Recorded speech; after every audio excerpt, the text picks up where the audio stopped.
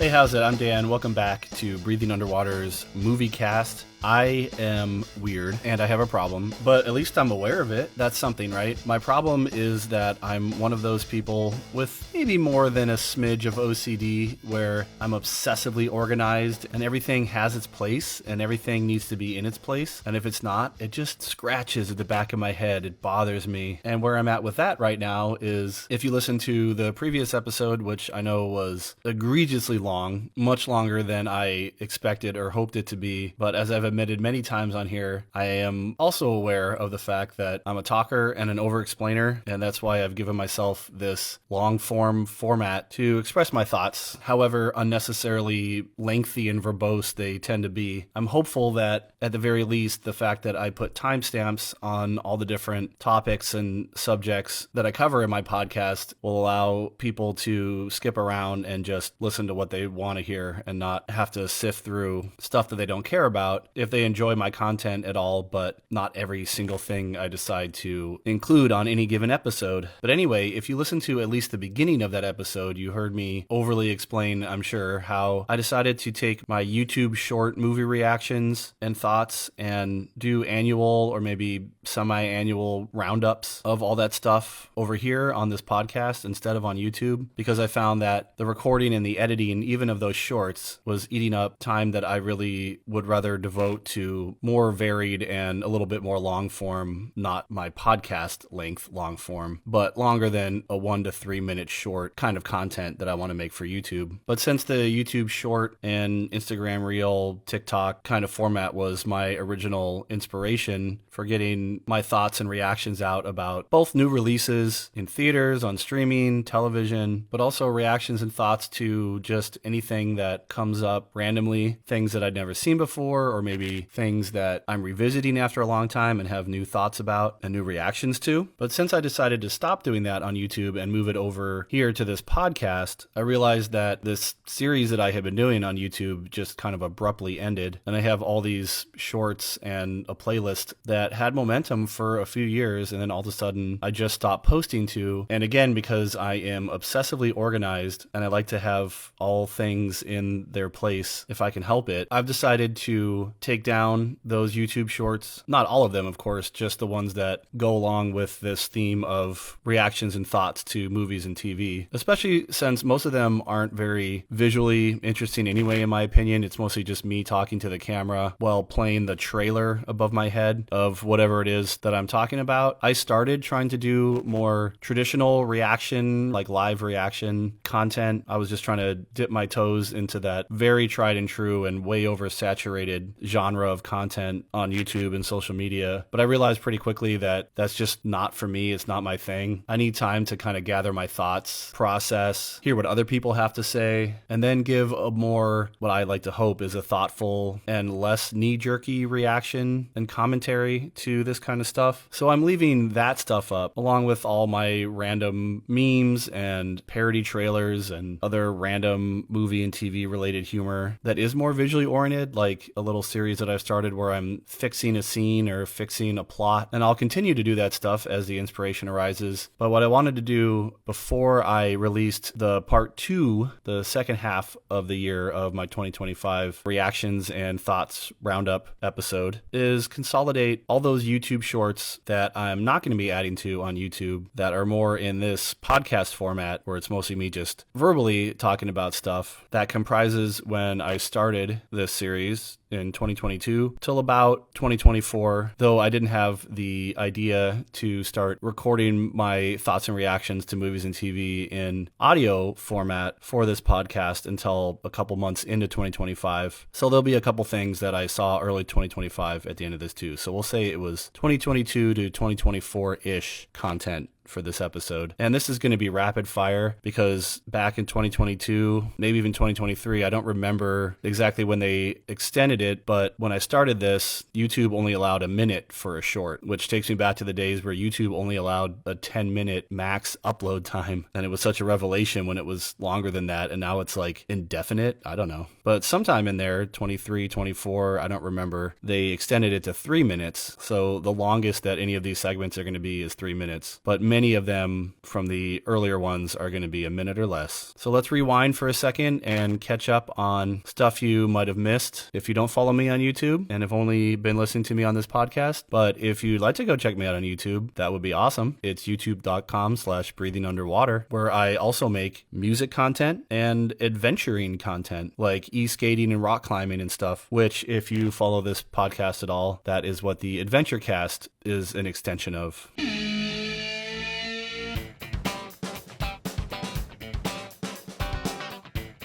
We're going to start in 2022, and I only started in the late summer of that year doing these reaction shorts, so we've only got a handful before we move on. The Bob's Burgers movie.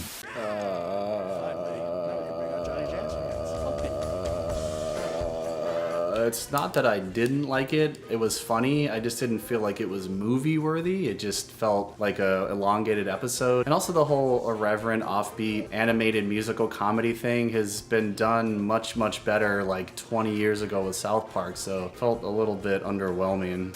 Prey. Okay, well, I'm doing a podcast episode pretty soon where I talk about all the franchises that were once beloved to me that are like the Ouroboros just eating themselves because they don't seem to have any life left, any story to tell. The Predator franchise is definitely among those for me, but this movie Prey has been getting so much positive buzz that I thought I might as well check it out at least. And if Prey is any indication of where the Predator franchise is headed, maybe it will rise above its peers. I don't know, we'll see. Weird, the Al Yankovic story. Lifelong Weird Al fan here. He was my entry point into rock music in the first place as a kid, so it pains me to say that I didn't love Weird, the Al Yankovic story. It was definitely made for the fans, for people like me that kind of were inside the joke. I got it. I thought it was enjoyable, and I had some like uproariously funny moments in there, absolutely. But did it need to be an hour and like 50-minute movie? I don't think so. Did the novelty and the joke kind of wear thin after about 20 minutes? Yeah. When the joke was, how can we take one of the most like wholesome and humble celebrities ever and misrepresent him in the most vile, horrible ways? That is also a parody of the whole biopic genre. In the end, I really think that Funny or Die trailer 10 years ago was really all we needed for this. It gave enough, but not too much. So I love you, Al, and I did enjoy the movie, but I just don't think I'll be watching it anytime soon. But I'm glad you made it, and you know, here's to Roku taking off. Disenchanted. Well, the music and songs were good. Amy Adams was awesome, and I love to see her return to that character. I was really confused when, like, a third of the way through, when Amy Adams made her wish, like, every character became a brand new character, essentially. I can't recall another story where the main characters just, like, got replaced by all new characters. It was jarring. It was weird. I wasn't sure, like, who to root for anymore, because I was invested in the characters of their original iterations, not these, like, wholly new characters with different motivations and different goals. Our main protagonist became our main antagonist, and our existing antagonist just became like another antagonist, Maya Rudolph. Really weird writing decisions. I think it could have been handled differently and better. Wednesday, Season 1.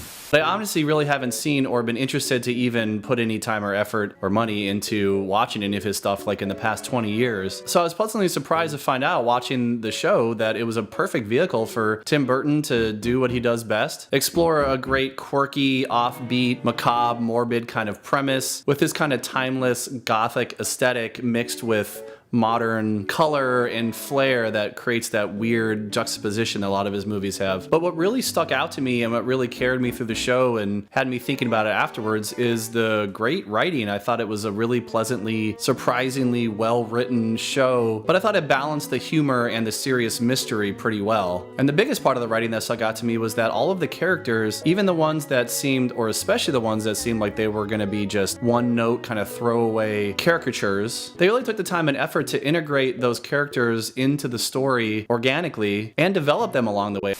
Disney Plus Willow. Even though I've bowed out of keeping up with most Disney and non-Disney owned franchises these days, I was willing to give the Willow show a chance just because, unlike other high fantasy franchises that have had their time to shine in the limelight, like Lord of the Rings and Game of Thrones and Star Wars, I always felt that Willow never got its due credit. It never got its chance to really show its true potential. So it always felt like a little bit more of an underdog property, and I was glad to see that they were going to give it a proper continuation. And I went in with bated breath, and I barely barely made it through one episode, so I can't and I'm not going to judge the whole thing, but just based on what I saw, it was exactly what I feared it was going to be coming from Disney. It was just a sloppy, unnecessary, vapid, meta, overly contemporized, just piece of content that just felt as rushed and not thought out as most of their Disney Plus content. And it's such a shame and wasted potential. Unfortunately, it's another one that's bitten the Disney dust. Violent Night. Well, this definitely delivered on the title. In addition to all the hype it's getting about being like Die Hard meets Home Alone, my wife and I also had a moment where we thought it was gonna do a take on the Santa Claus, because we thought at the end when John Leguizamo had the upper hand on Santa that he was gonna become the new Santa, but that didn't end up happening, and it was a cool little moment. But that would have been a fun alternate version of this movie, I think. And I like the idea that, like the Santa Claus, except this was a much darker take on it, they were implying kind of that being Santa Claus is kind of a double-edged sword. You get to bring cheer and joy and festiveness to the holidays, but it's also a curse if you are forever indebted to do this job. So if that was the case, that really would give some insight into why the Santa character was so disillusioned. Oh, and how cool was the implication that Santa is essentially just like a deranged Thor. A Christmas Story Christmas. I was really pleasantly surprised by this one, especially for being a legacy sequel. I thought the tone and the humor and the personality and the quirkiness and the zaniness that made the original so special and unique and timeless was all intact. But what really stood out to me about this one, what really kind of changed my mind almost immediately after my low expectations going in, was that it felt like a story that existed in its own little world, just like the first one did. It was self-referential but not modernly meta, and it evolved and expanded on the original without feeling unnecessarily or arbitrarily modern, just for the sake of appeasing modern expectations, which so many movies fall into a trap of. And it really goes to show when a studio can trust their artists and their creatives and let them do what they believe in, which is to tell a good story the way that they think is best for that story. You get quality over just content. The Guardians of the Galaxy Holiday Special. The Guardians are honestly the only Marvel property that I'm somewhat still interested in, and mostly that's just because of James Gunn. I don't love everything that James Gunn does, but he does have a unique voice and he always has a vision for his stuff, and that's enough to keep me interested in what he's going to do next. And even being a Disney property, I gotta say this one did not let me down on the James Gunn front. It had all the wacky, zany, unorthodox, borderline like cringy, awkward humor and action like his stuff tends to. But it was balanced out perfectly with just enough heart and soul to make it kind of touching and endearing by the end. So I was glad I watched this, and I'm looking forward to Guardians 3.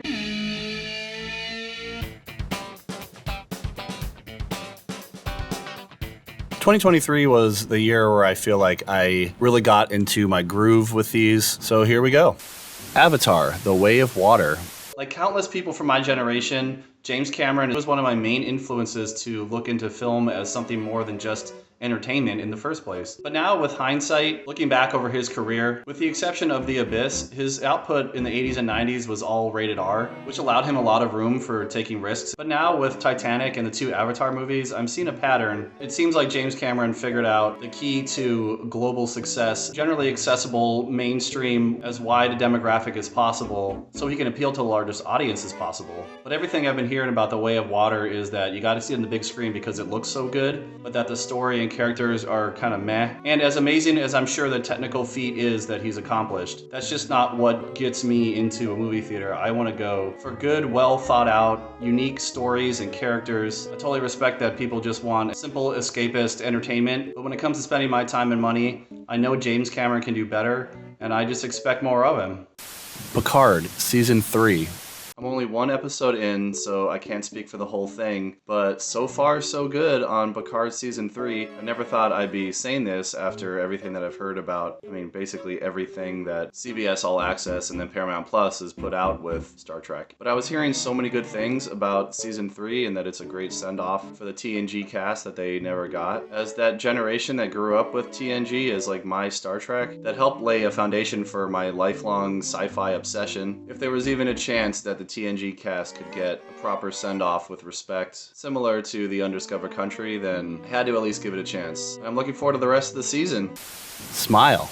A big reason that I'm not putting a lot of effort or money or time into seeing big franchise-based stuff these days is it seems like the money that it makes and even the critical response sometimes is more due to like name recognition. But when an original script comes out and it makes money and it sticks around the box office and gets generally positive reviews, I'm curious to see it and take a chance on it just because I assume that audiences and critics are actually connecting with something authentic about it because it's not anything that they have a previous connection to going in. So I gave Smile a chance for that and I thought it was pretty good. I did generally enjoy it until the end. I was really confused about what the message, what the theme was of the movie because even though she was able to at least internally recognize and overcome her trauma, it consumed her in the end. So what's the theme there? What's the message? That can't win, don't try. I don't know, it seemed pretty bleak.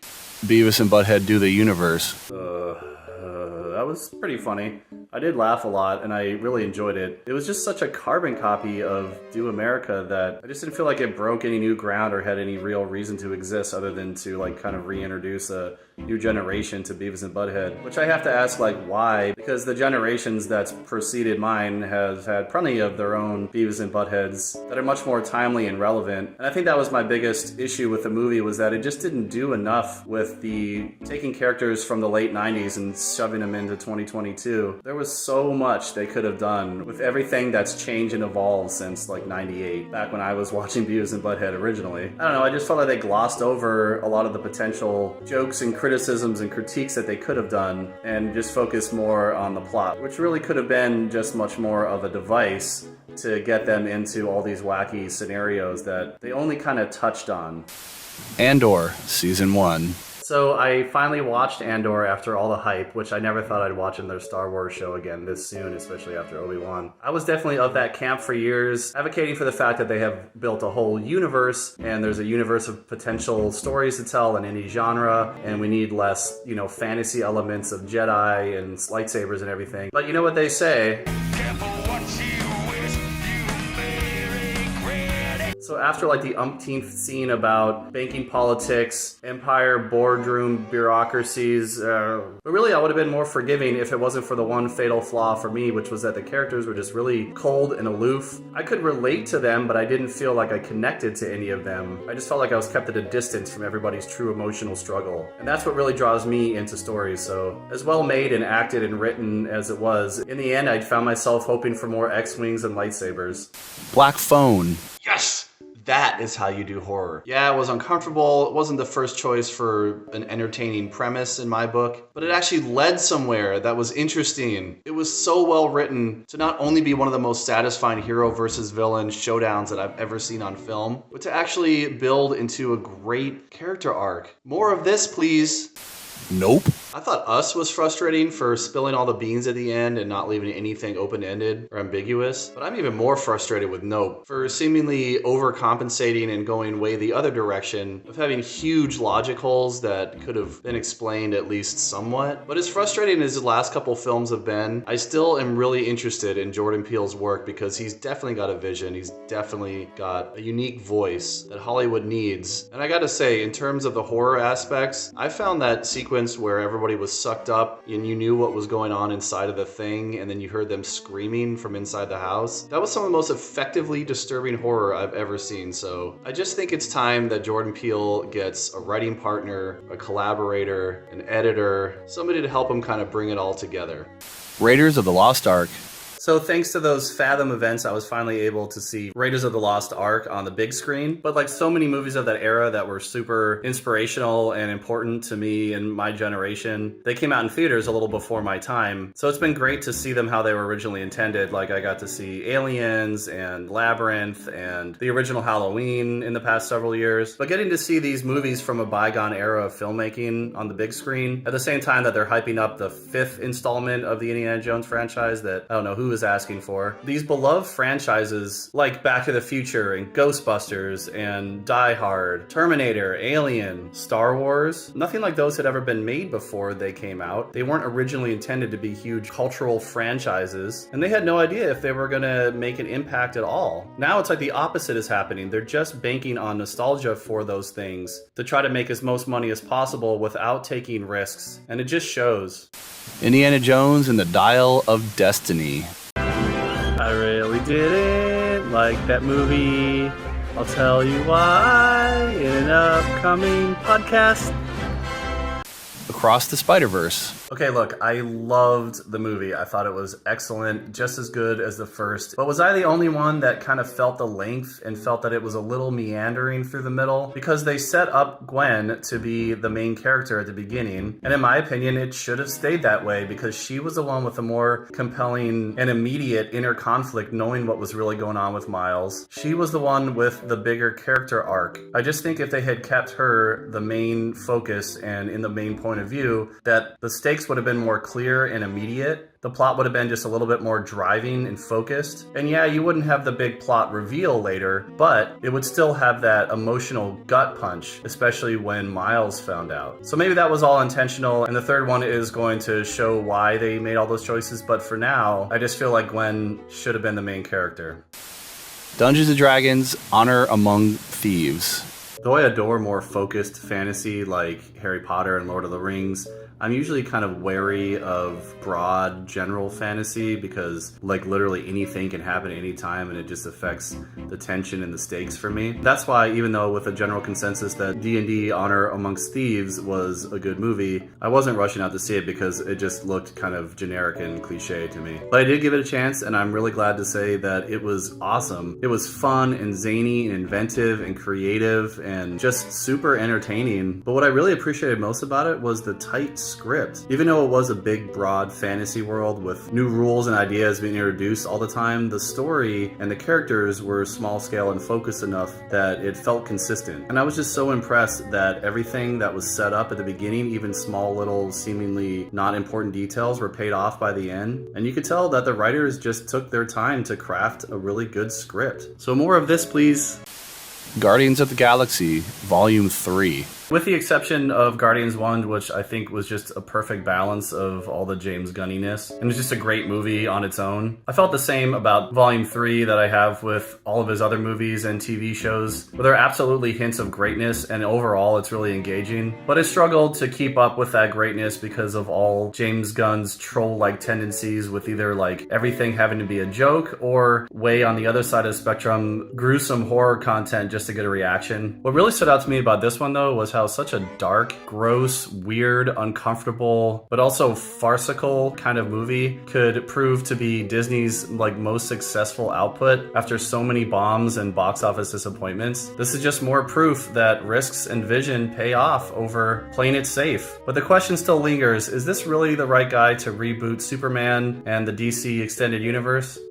The Flash. I have no idea what I just watched, and I really don't know if I even liked it. After all the years of production and how much was riding on the success of this, I was really surprised to find it so zany and out there and just like over the top insane. And I appreciated it just for that. That just the overall experience did not feel as corporate and safe as a lot of its competitors often do. And so even though I wasn't a big fan of the DCEU in general, one thing I can say about it in hindsight is that a lot of its output, though some of it really didn't work for me personally, I can appreciate that it took some really big swings, like Batman vs. Superman wasn't what we expected. Aquaman was this huge, crazy, unapologetic kind of movie, and so was The Flash, so at the very least, it had that going for it. The Ring.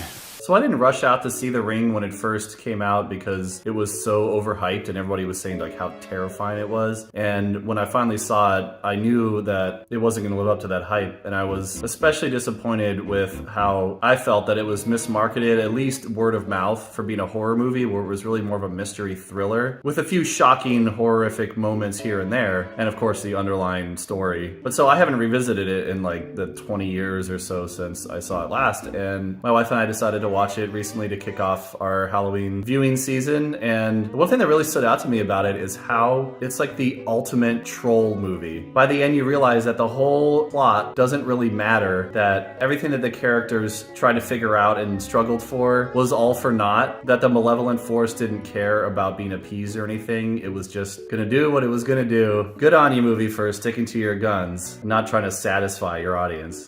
Everything, Everywhere, All at Once. finally caught up with this one, and I really, really enjoyed how well made it was, how wacky. I was like really caught up in all the zaniness and bonkersness of it. It was funny, it was creative, it was heartfelt, the action was incredible, but by the end, I just couldn't help but feel like they didn't trust the audience enough to give us the benefit of the doubt that we could understand and put together the puzzle pieces, where they felt the need for the characters to keep explaining what the themes were. And I thought that just slowed down the pacing and added a little bit too much to the runtime that could have been easily shaved off and tightened up, and it still would have been as or more impactful because we weren't being hit over the head with all of it. Barbie. First of all, I thought that movie... It's fantastic. And for so many different reasons that I don't have time to get into here, but I was thoroughly impressed how layered it was. Everything from the humor, to the costuming, to the staging, to the editing, to the sound design, all of it. So I waited till the hype died down and it came on Max. I wanted to be able to give it a fair shake, but what I was most impressed with was how it subverted all of the expectations that I had going into it because of all that hype. To me, it was a satire through and through, and I totally understand why people took it in different ways. That's what I love about satire, and that's what I love about art, is it means different things to different people. But what was most exciting about it was how well this movie did, because even though it was based on an IP, they used it to tell a very original and very unique story, and audiences came out for it. And when compared to all the other big franchise and IP flops this past year, it gives me hope that people still want good quality stories over anything else in their entertainment.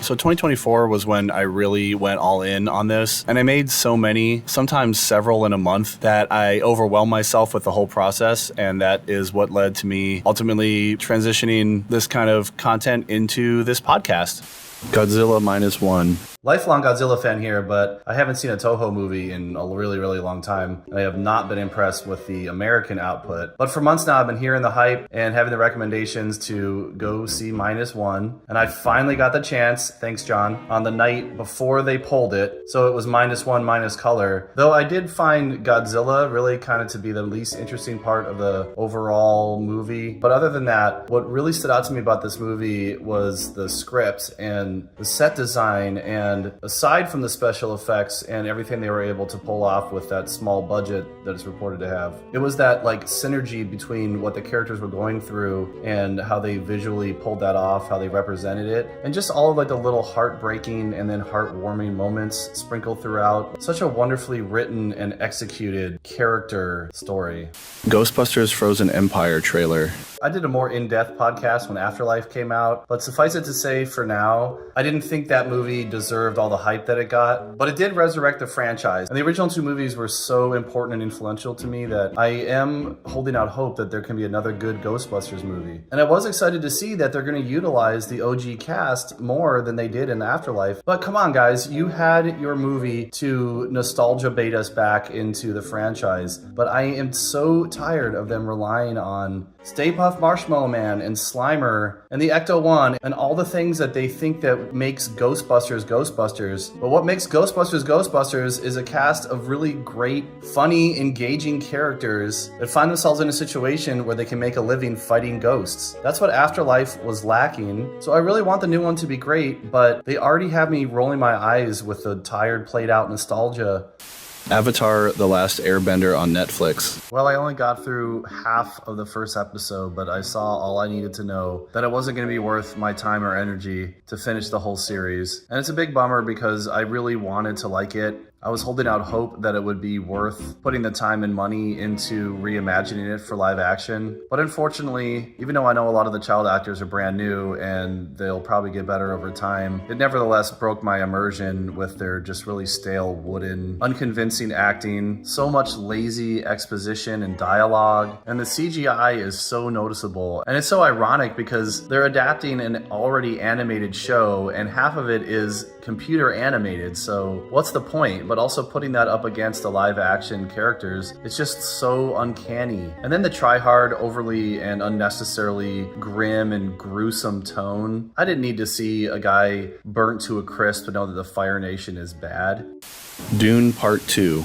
I grew up being familiar with the concept of Dune. My dad always had the book around. I tried to read it a couple times, but I just never got into it. I knew that the David Lynch movie existed. I knew that Sci-Fi did a show. I knew that it was hugely influential to sci-fi in general, but also to a lot of stuff that I really love, like the original Star Wars trilogy. But for some reason, I just really wasn't compelled to ever explore it specifically. So when part 1 came out, I didn't make any effort. I knew I'd see it at some point, which I finally sat down and did because I knew part 2 was coming out. And I'm so glad that I saw part 2 in IMAX because every single level of it was exactly the kind of cinematic experience that I want going to the movies. I absolutely adored it, though I know it's not a faithful adaptation of the book like people wanted it to be. Since I never read it, I was totally wrapped up in it. So for what it's worth, part 2 got me into the universe, and now I'm ready to go back and explore it further, and I can't wait for part 3.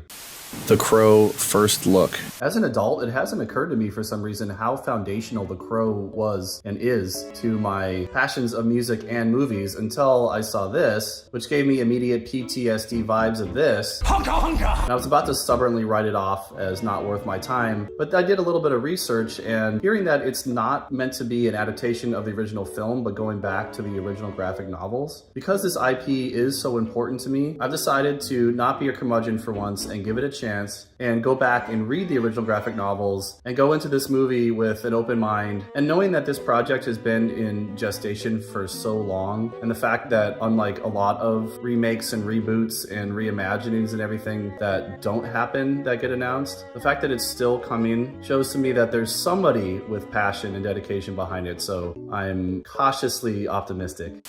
Death and Other Details. Coincidentally, my wife and I had just watched the Perot series, like Murder on the Orient Express and Death on the Nile. And then this popped up on Hulu, and we love Mandy Patinkin, and we had just watched Homeland recently, which I have a podcast coming out about really soon. So we decided to give it a shot. And I gotta say, murder mystery is not my go-to genre, but the show had enough twists and turns and revelations to keep me engaged and keep me hooked. And there was a lot of really good character trope subversion, and every time that I thought I had it pegged, not as much exactly what the plot twists were going to be and what it was all about, but what the themes were, it really subverted my expectations and took it places that I wasn't expecting. I was really pleasantly surprised by. My only nitpick is, what the heck was Mandy Patinkin's accent? It's more fun when you unravel it yourself. I don't know what he was going for there. Damsel. Wow, this one seems like it's getting eviscerated by critics. Yeah, it wasn't amazing or groundbreaking or anything, but I did appreciate how it started out like it was going to be sort of like a teen fantasy rom-com Hallmark special, and then took like a really dark, messed up term. It had some nice subversion there, but my favorite part about it was that it was basically like a fantasy version of Get Out, where the privileged elite are luring in unsuspecting victims for their own nefarious purposes. Napoleon. Exactly why I tend to avoid biopics. Hunger Games, Ballad of Songbirds and Snakes. I really wish I could muster up any strong feelings towards this one, but it was fine. Kind of a mess on the writing front, but I didn't love it. I didn't hate it. It was a movie. Lisa Frankenstein. I did enjoy it, and I really wanted to love it, but it just never truly grabbed me and brought me in. So I think it was more just not for me, and it was a little bit more style over substance than I would have liked, but it was really well done.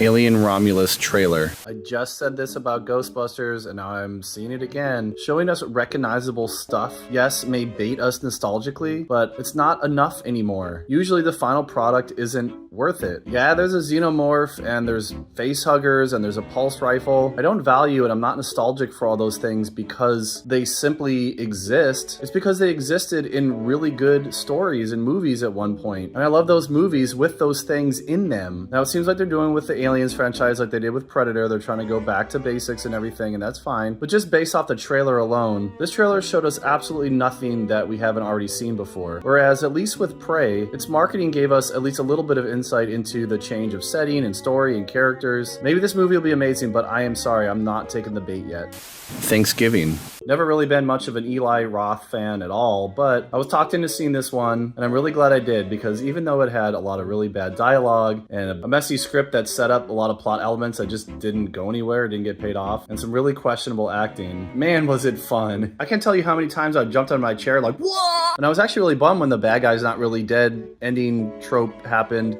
and then it turned out to just be a dream, because I would love to see more of this.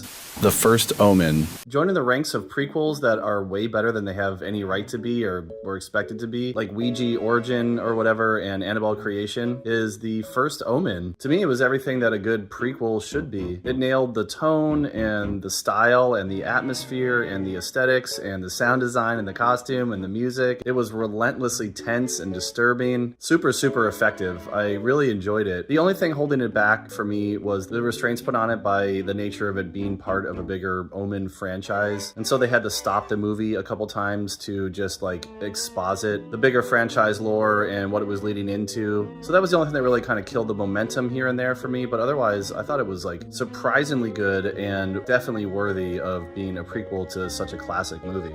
How I Met Your Mother. Normally, after watching 9 seasons of a show, I would do a more long-form podcast to give a more in-depth reaction and analysis and look at it holistically. But this one didn't spark any huge revelations or hot takes or anything with me, so I was going to get a quick reaction instead. I really enjoyed it. I don't watch a lot of sitcoms, but I found this to be consistently funny. The characters, though sometimes total sociopaths, were usually likable and engaging and interesting and fun to be around, spend time with. I thought the writing was pretty consistent over all 9 seasons with a good balance of different types of comedy, situational, slapstick, and absurdist, which in some ways really reminded me of one of my favorite sitcoms of all time, Scrubs. And like Scrubs, it balanced its humor with good, grounded, relatable human drama. But I know the ending is a big talking point about the show, and it did feel like a bit of a bait and switch. It definitely wasn't perfect, but I thought it was narratively satisfying enough for me to walk away from the show feeling like watching all of it was worth it.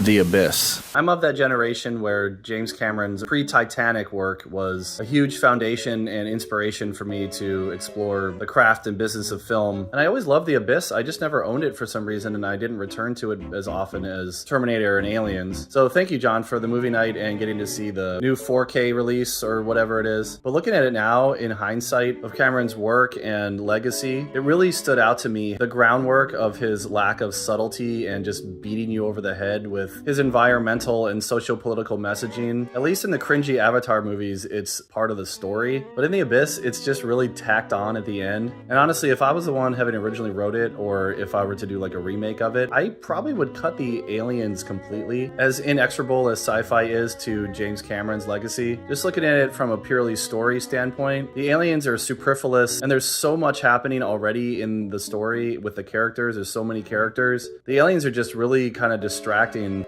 The Idea of You. So in my reaction to Anyone But You, I said, I will take any rom-com but this. And my prayers were answered because we got The Idea of You, which isn't mind-blowing or groundbreaking or like super masterful or anything, but unlike Anyone But You, which was a train wreck and mind-numbing to watch, this one was very entertaining, enjoyable. It had engaging characters. It was well-written, well-crafted visually. There was visual metaphor and symbolism. It was character-driven, and the characters were actually like likable, and I enjoyed spending time with them, and I wanted to see how things actually turned out with them. And it wrestled with some interesting thematic questions. You know, in other words, it actually like had a story to tell.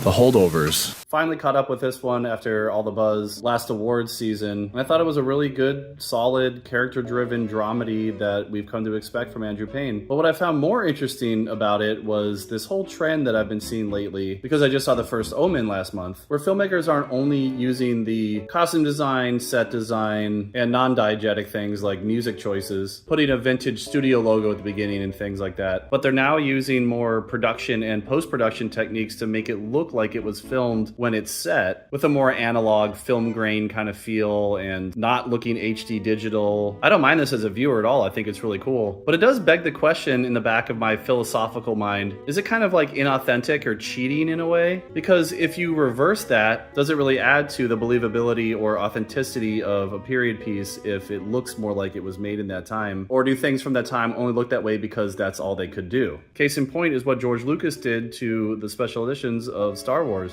Travelers. Looking for something new to watch and intrigued by the sci-fi premise, I gave this show a shot and I was pleasantly surprised. Even though it did have its fair share of plot contrivances and conveniences, the characters and the story were strong enough and developed enough and evolved enough for me to be on board with it all the way through. On the writing front, what I found the most compelling was how it always had and maintained a heavy sense of tension and danger, because anybody at any time, if they stepped off the righteous path or were otherwise not useful to the grand plan anymore, their consciousness could unexpectedly and immediately be overwritten. So even if you weren't on board with a particular philosophical or plot thrust, you really did feel for the characters and their plights and their one shot to get everything right. So I would recommend it. If you haven't seen it, check it out if you like good modern day infused sci-fi.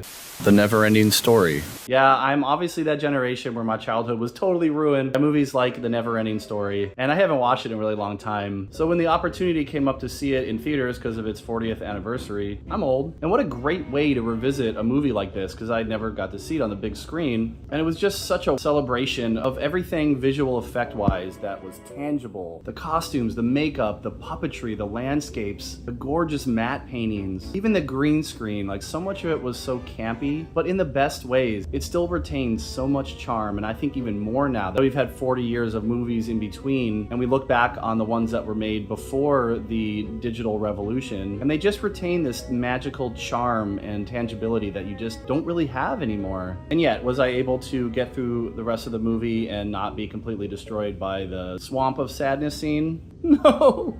Bottoms. So the only reason I finally decided to watch this after it had been out for so long already was because it keeps coming up in online discussion about like people's favorite comedies from last year, favorite movies from last year. I just kept hearing that it was, you know, like a take on irreverent teen comedy, so I was expecting something along the lines of like American Pie, Superbad, even like Pitch Perfect or something. But I had no idea what I was in store for. Throughout the whole thing, I kept asking, what is this? What is happening? I was having a really hard time deciding if it was just a straight up satire or absurdist comedy or just a complete farce. I guess it was kind of all of it. By the time it got to that zany bloodbath of a climax, I'm not even sure if I like this or not, but if anything, good on you, movie, for not being completely cliche and forgettable.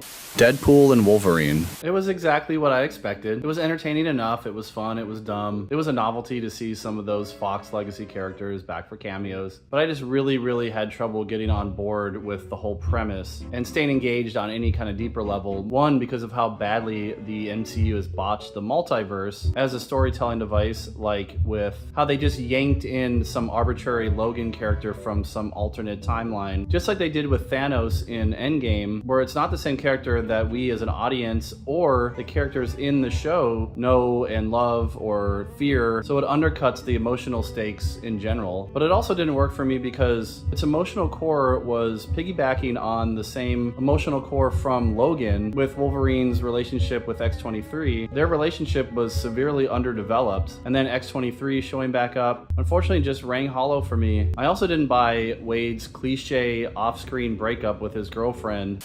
Alien Romulus. So I just got out of the theater, and I liked a lot about it, but there's a lot that I'm not really sure how I feel about it yet. Especially that Ian Holm deepfake. Ugh. The tone, the atmosphere, the set design, that all worked great. I wasn't super stoked that they tied it back to Prometheus and Covenant, but I understand Ridley produced it, gotta keep the brand going. The main character's ship, which presumably still has the black goo on it, could get picked up or crash land at any point in any time, and there's an automatic sequel picking up where Covenant left off. Very clever, Ridley. The fact that a lot of the imagery and sequences and lines, some might say as an homage, some might say as more of like a greatest hits reel. That stuff was fine for the novelty, but it did kept taking me out of the movie because they kept winking at the audience with all that stuff. But I thought it was interesting how they did lean into the fact that they knew that we knew what was going on. So instead of the plot revolving more around the terror and shock value, it was really more about the Wayland Corp. Beetlejuice Beetlejuice. Being a huge fan of the original from childhood, I went into this long-awaited sequel only hoping for something on the level of Wednesday, and for me it absolutely delivered on that front. But every time I try to think a little bit deeper about it and ask questions, anywhere from a plot to a character level, the whole thing just kind of unravels and falls apart. So it's definitely a little frustrating and overstuffed with characters and plot threads. So I did enjoy it, didn't love it, but it wasn't childhood soul-crushing like a lot of these franchises from my youth have been over the past couple decades. The most inspiring and positive takeaway for me, though, was how gruesome and macabre and bloody it was for a PG-13 movie. When I think of like PG-13 Marvel action movies and such where they can barely show any blood, this was downright like a splatter fest. And also, judging by the number of families with children that were in my theater, maybe for some of them it's like their first horror movie experience and will inspire them to check out more in the genre, just like the original Beetlejuice and Edward Scissorhands and such was for me when I was younger.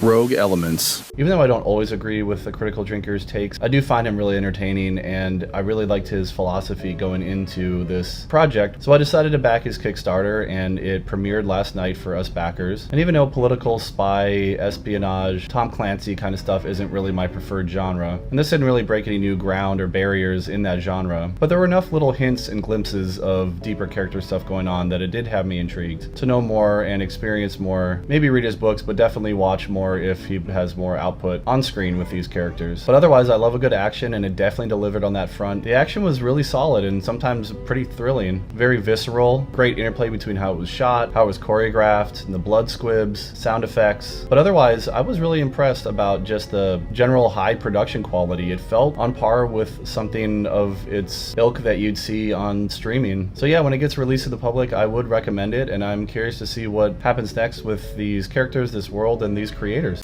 The Penguin. Never been the biggest fan of the mob crime genre, but I love the Batman so much that I wanted to give this one a chance just to get more content from that universe. And with the way that the Batman ended in a flooded and destroyed Gotham, I was really hopeful that the next step would be to go into an actual no man's land comic run adaptation, especially after the super half-baked version in The Dark Knight Rises. And even though it looks like we're not going to get that, and that I otherwise wouldn't be watching the show if it weren't for the Batman, I have to admit that it's really, really good. The tone and aesthetic is a perfect carryover. It doesn't feel like a cheaper TV show version. It feels like it fits in that universe. And even though all the characters are unlikable, they are still really compelling and sympathetic. I love how it feels like a show actually made by adults for adults, where they trust their audience to pick up on little things like character expressions. They let the actors acting do the communicating, not just over exposition. And they never undercut the tension and stakes with out-of-place humor and jokes. My Hero Academia,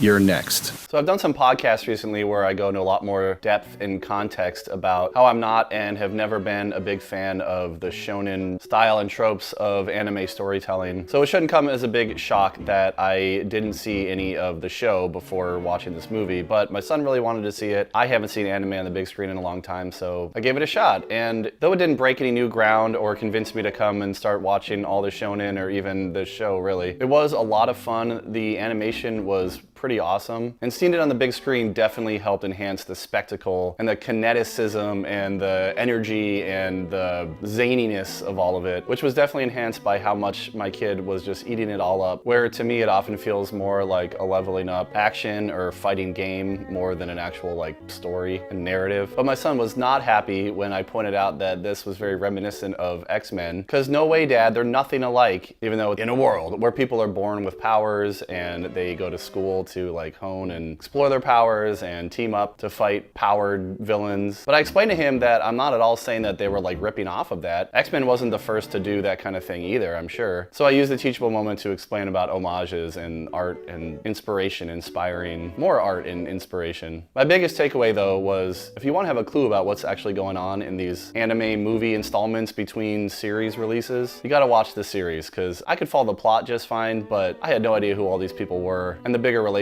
and the world building and everything. But I did enjoy it nonetheless.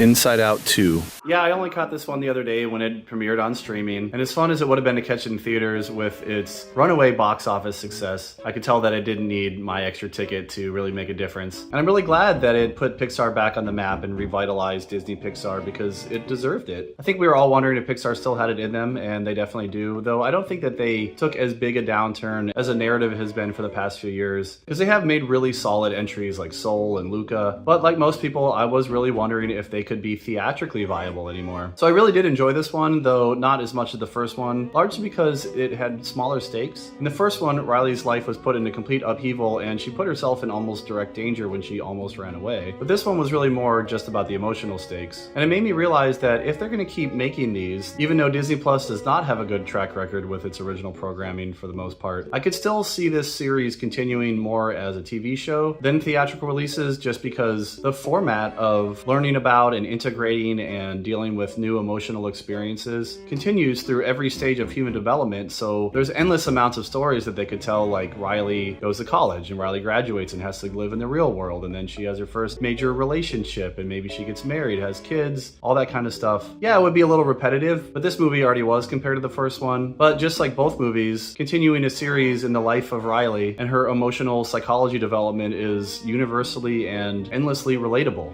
The Wild Robot. So overall, though, I really did enjoy it. I thought it was incredibly beautifully animated and well done and well written. I loved how it didn't pull punches. It dealt with the harsh realities of life and death and the difficult dynamics of family and relationships in general, and the harsh truths that exist in the world and in nature. And thematically and philosophically, I was really impressed about how heady and brainy it was trying to be. And even though it didn't feel repetitive, it definitely did smack to me a lot of things like The Matrix and WALL-E, which is a movie that I do adore. But it had some writing and structural things that I think held it back from being truly great. Where both WALL-E and The Wild Robot had a first half, or in The Wild Robot's case, about 2/3, that was this beautiful, visually oriented masterpiece of visual storytelling. It almost could have been a silent film. The dialogue was negligible. And through those first sections of both movies, they're very self-contained. A very small-scale story that has epic and much larger scale implications and thematic content and all that. But then we get exposed to the wider world, we're introduced to more human characters and more robots, and things just get a little bit more muddied and a little bit more silly, a little bit more cartoonish. And I don't mean in an animated way, but just in a storytelling way. A little bit of a tonal switch. I think after the midpoint in both movies, it suffered a little bit with an identity crisis of what it really wanted to be. And in both cases, they both dealt with a very similar theme about autonomy and individualism versus homogeny. The idea being, can we escape our programming, whether it's digital or organic? And I did think that The Wild Robot handled it a little bit better, because WALL-E just came back to life at the end, like fully intact with no real explanation, whereas they've been building up to that and asking that question throughout the movie if the Wild Robot could escape and break her programming. In both cases, though, I just felt like the identity and the autonomy of these robots was not as interesting as everything else going on, whereas in The Matrix, that's what it was all about. But the bigger thing in both movies that kind of tempered my enthusiasm about the latter half and the endings of them is how such mature and subtle storytelling gave way to more just like bad versus good, and the conflict ultimately being mostly resolved by like physical violence. WALL-E was a lot more whimsical in its approach. The Wild Robot was a lot more gritty and intense, but I just feel like neither of those stories really needed to go down that road to be fully realized, at least from the tone and the story beats that they set up at the beginning and the characters and everything. So I did really like The Wild Robot. I can definitely see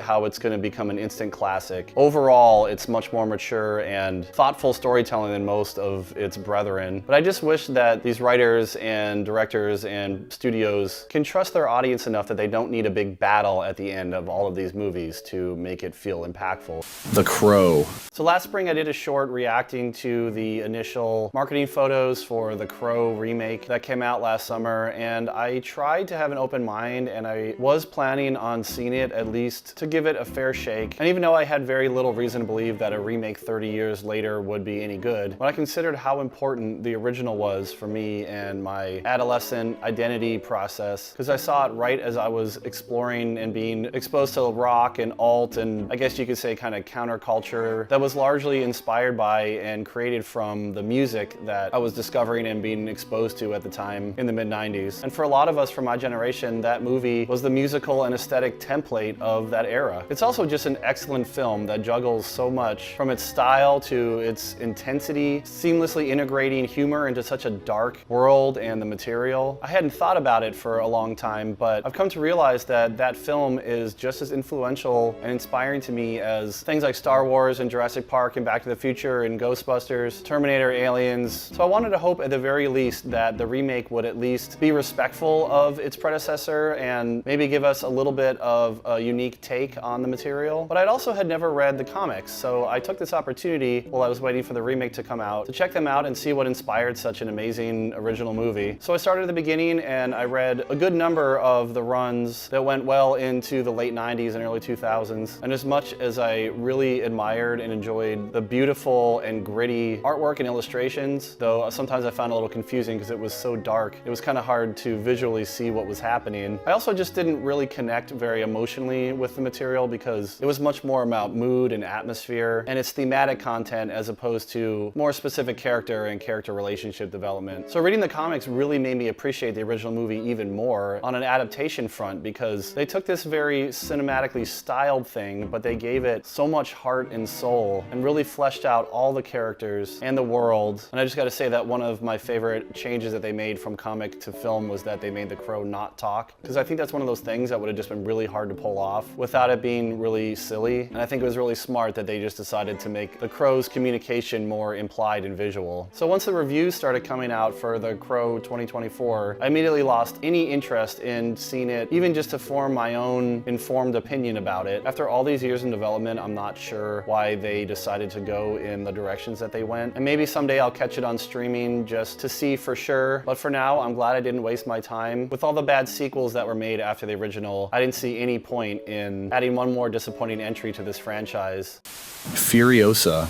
I did a podcast a while back about having caught up with the Mad Max franchise because I never saw it when I was younger, and I was only inspired to watch it because of Fury Road. So I didn't have a nostalgia or an adoration for the original trilogy. I could appreciate them for what they were and the achievements that they were, but it seems to me that Fury Road is George Miller's fully realized Mad Max vision. And I haven't seen his entire filmography, but in addition to Mad Max, I have seen like Happy Feet. My mom always loved Babe, and we watched that all the time growing up. Though I'm sure it's not the most popular opinion, I don't find the writing of George Miller's work to be as top-notch and worthy of the visual stylings that he brings to the table. Honestly, more often than not, when I think about the stories of his movies, they're all kind of a mess a little bit, or a lot. Like the first Mad Max movie is barely comprehensible as a story. Happy Feet is all over the place. I love Babe, but it's very episodic. So that's why not just visually, but on the storytelling front, I feel like Fury Road is his magnum opus. It had a very focused trajectory and followed through with exactly what it needed to be, and yet it still gave some breathing room and time for the characters and the relationships to develop. So even though I wouldn't say I'm like a huge Mad Max fanatic or anything, I was really curious and excited for Furiosa. She was an interesting, compelling, layered character, and because we didn't get to know that much about her in Fury Road, it seemed like there was more story to tell. And all of that is to say that I found Furiosa extremely frustrating. Yes, it's a visually cinematic masterpiece, but for me personally, that's not enough to sustain me through any movie, especially one this long. Because even though there was ample opportunity to do a lot of interesting character stuff and flesh out Furiosa into a much more dynamic character, there was so much needless plot and plot shifts that were edited so strangely, where something would be set up, like when she's put with the wives at the Citadel, or the big war at the end of the movie. Then they either skip right over it and go on to something else, or they rush through it in weirdly paced and befuddling, that's not a word that I get to use enough, plot choices that I not only found to be seemingly totally unnecessary, but also really got in the way of all the potential that the movie had from the very beginning. But speaking of the very beginning, it did not need that like 40-some minute prologue. We didn't learn anything interesting or imperative enough to this story that it couldn't have been told through flashbacks or even just a much quicker, more efficient setup at the beginning. This thing dragged on, and throughout it all, I never really got a good sense of anybody's characterization in a consistent or compelling way enough for me to care about them emotionally and want to go on this ride with them. Really, this one reminded me a lot more of the original Mad Max structure, but with a lot more money thrown at it, where it was a visual achievement, beautiful and creative and awe-inspiring, but the story felt like a first draft that needed a lot of time and rewrites to flesh it out, tighten it up, streamline it, which is ironic because it's been, what, like 9 years since Fury Road came out?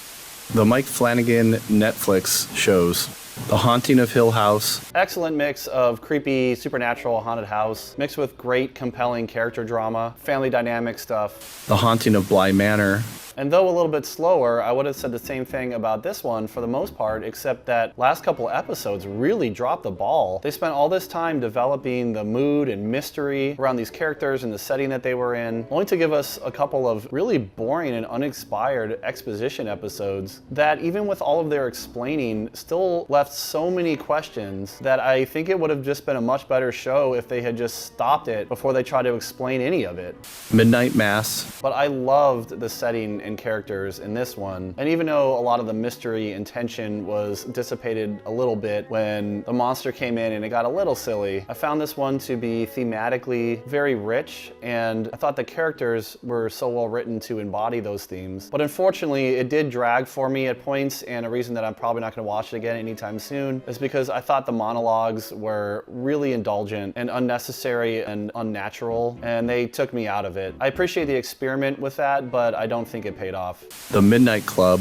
This was another one that had great characters, great atmosphere, intriguing mystery, and a ticking clock factor that added a lot of tension, even though there was a lot of kind of sitting around, telling stories, contemplating, being somber. I still found it very riveting. And then it just ended largely on a cliffhanger, and it was interesting, but super frustrating because they really didn't resolve any of the bigger plot things going on. And if it was getting another season, I'd be fine with that, but I'm pretty sure that these were all limited series, so what happened there?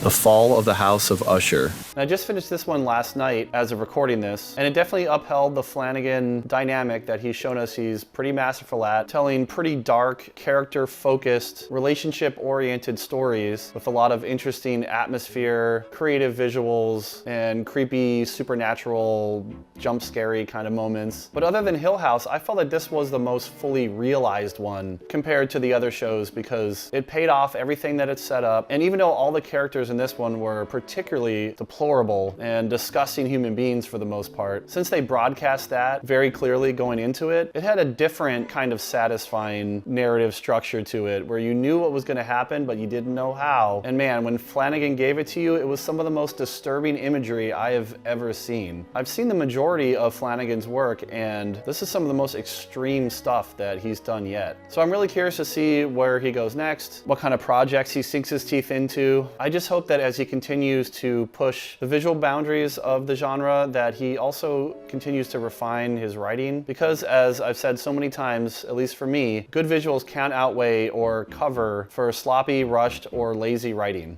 Extraction 2. I have a podcast episode coming out soon called Are We Watching the Same Thing?, where I discuss movies that were panned by critics and audiences alike that I honestly didn't find deserving of such vitriol. I wish I had seen Extraction 2 before I recorded that, because that definitely would have made my list. Because I had seen the first one and I relatively enjoyed it. It was a pretty solid but not super memorable straight up action movie, which no complaints from me, by the way, because I love that kind of stuff. Sometimes you just need a solid good versus bad guy movie where you know what you're gonna get and it gives it to you, and that's what I thought the first one did. But I dragged my feet on seeing its follow-up because of the reviews, though some audiences and some critics did seem to generally enjoy it, giving praise to a few of its standout action scenes. Most of the criticisms that I saw were dismissing it as just more of the same, just a kind of redundant, needless, unasked for sequel. So it just didn't sound like it was worth my time. And I'm not saying that it's a Terminator 2 or Edge of Tomorrow scenario. It didn't completely blow me away, pun intended, and redefine everything that I think about action cinema and Chris Hemsworth and everything, though I do really like him in this role. I was in the mood for a simple concept, straight up action movie, and Extraction 2 was long on my queue.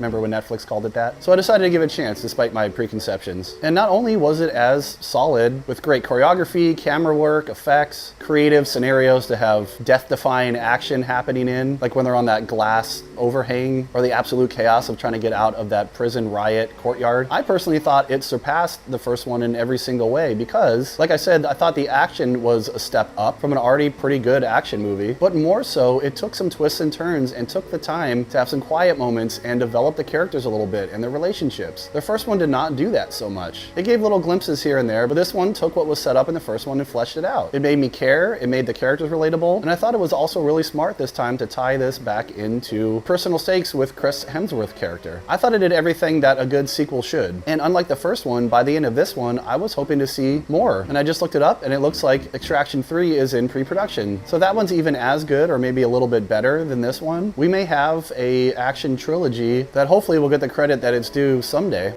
American Fiction. I did a podcast a while back about satire and film and some of my favorites, and I wish I had seen this earlier because it would have been a good discussion for that podcast. Because for the most part, the through line of all the stuff that I talked about in that podcast episode was the consistency of tone and the overall satirical elements of those movies like Barbie and Demolition Man and PCU, stuff like that. This is a unique case when it comes to satire because I honestly feel like I was trolled for most of the movie. The marketing didn't help, where the trailers focused mostly on the over-the-top satirical elements and made you assume that the whole movie was going to be like that. Where it seemed like it was going to be this silly romp where this lie, this fabrication of persona that Monk, the main character, gets himself into keeps escalating and getting more and more silly and out of control while the point is being hammered home about the themes and what the satire is really trying to say. And those elements were in the movie, but I was really surprised how most of the movie was really more of a dramedy. It focused much more heavily on the more grounded and sometimes quirky family drama and interactions that definitely fueled and inspired and prompted the more satirical stuff that Monk had to deal with when it came to his writing career. And maybe it's just a symptom of my expectations coming out of the marketing not being met. But I really felt like the satire was more of an afterthought for most of the movie. The real meat and bulk of it was more of the drama. But then the ending happened, and it's one of those endings that can recontextualize the whole movie. And that's when I felt like I was being trolled, because I was like, oh, what we're watching was either direct inspiration or the actual movie that Monk was writing with the guy from Gilmore Girls. And only then was when I thought it became very self-aware and leaned much more heavily into the satire. So I'm not really sure how I feel about it overall. I really did enjoy it. I liked and I thought that the dramedy aspects were well written and well executed, but I also found myself hoping for more of the over-the-top self-awareness that only really came in bits and pieces and sprinkles here and there. So it has given me a lot to think about, but in ways that were different than what I expected. And what I've really been processing about it is the overall tone and structure, and if it was all intentional or if the movie was kind of at war with itself. It's hard to tell.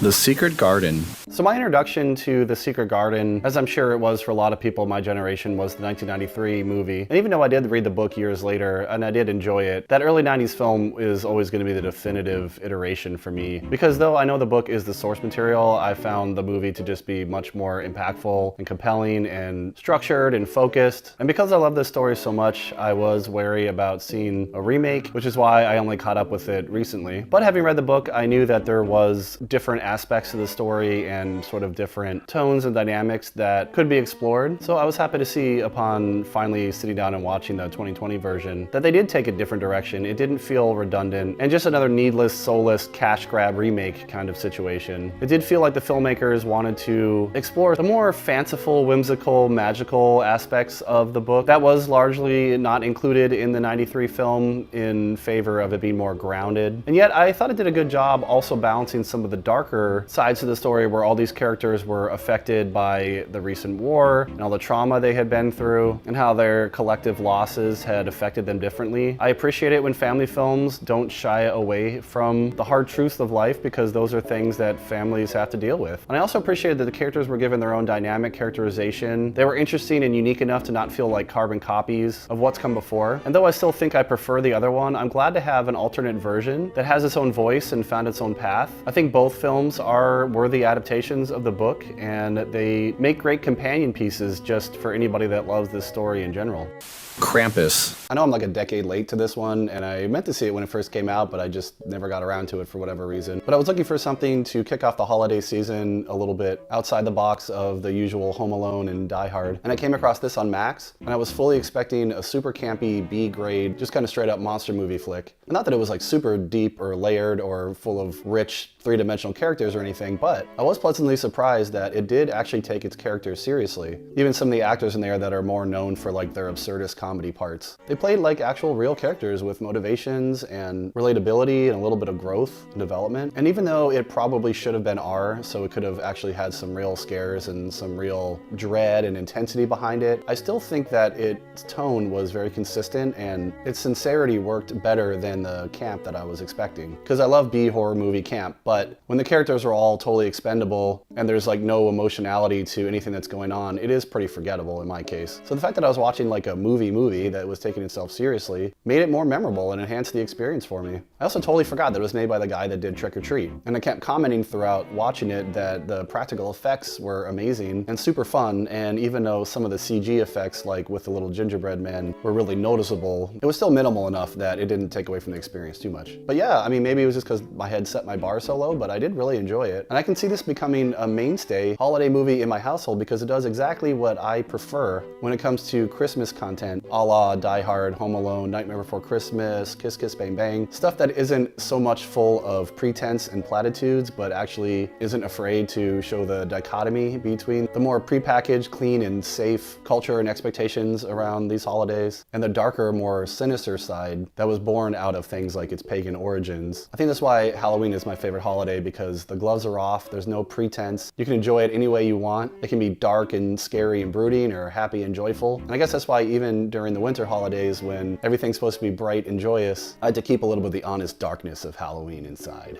Carry on. Yes, this is what I'm talking about. A tight, enthralling, well-paced, well-structured, well-made, generally well-acted, though I didn't think that Taron Egerton did the most convincing job of covering up his accent, but it was a solid, fun, engaging thriller with little sprinkles of action here and there, but I definitely wouldn't have called it an action movie. It was way more about the tension and suspense with little releases of action, but they were all part of the story and none of them overstayed their welcome or felt like unnecessary set pieces just to have an action set piece. It ramped up the stakes really well, and the characters were generally believable and well written. I really appreciated that there wasn't like an agenda behind their casting or the way that they were written. And my favorite part about it was that I just assumed that by the end it was going to result in some kind of gunfight or fist fight, but more in like the original Die Hard fashion and the first Mission Impossible movie. It came down to just outsmarting the villain. And I found that so much more satisfying narratively than if it had just been like a big explosive action scene. So I definitely recommend this one, and I hope it's a sign of the way that action and just writing is going to go in general for Hollywood moving forward.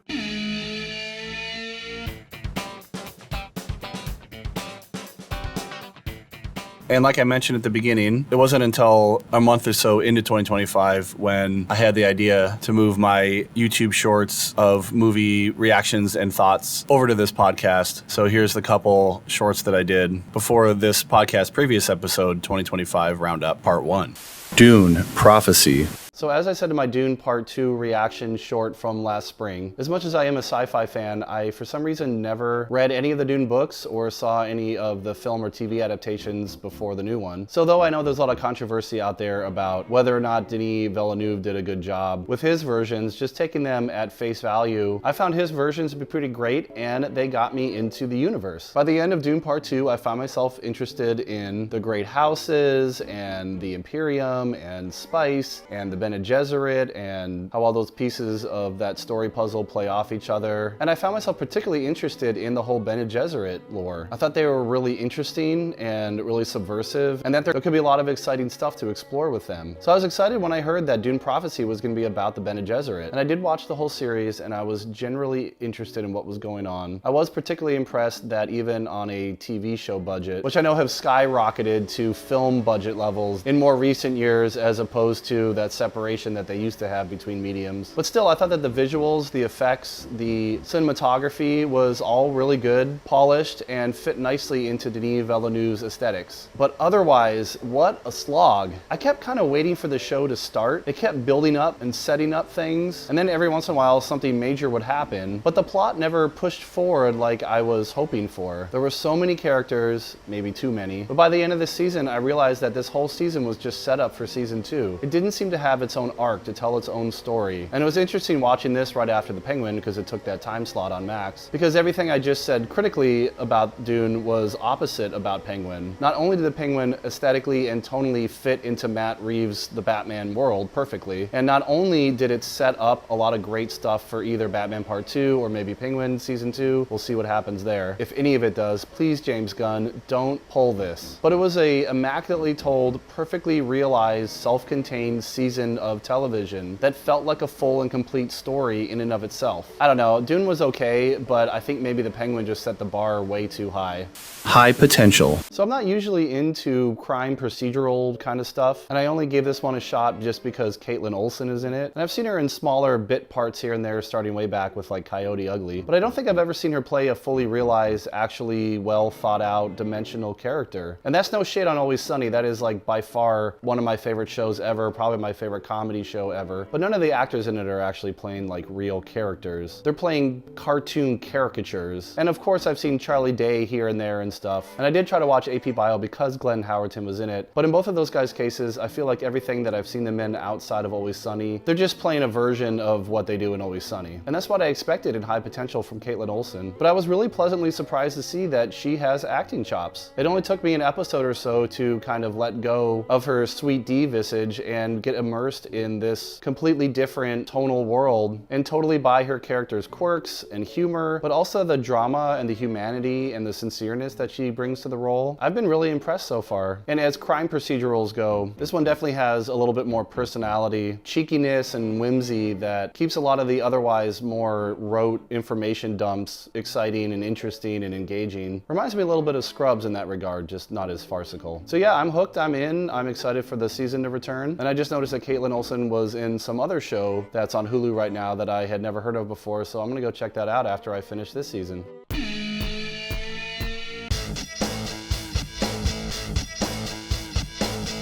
All right, so that's it for this catch-up episode. Hope you enjoyed, and thank you so much for listening. For real, I'm not just saying that, I mean it. And again, like I mentioned earlier, just like with this podcast, my YouTube channel has several branches of content where I do drum and other instrument covers. I go play outside and document it, and I do other stuff around my passions in movie, TV, narrative storytelling, all that kind of fun stuff. All of which, including all the ways that you can follow me and contact me and tell me how wrong I am about everything, is all consolidated and accessible at breathingunderwater.us. See you next time.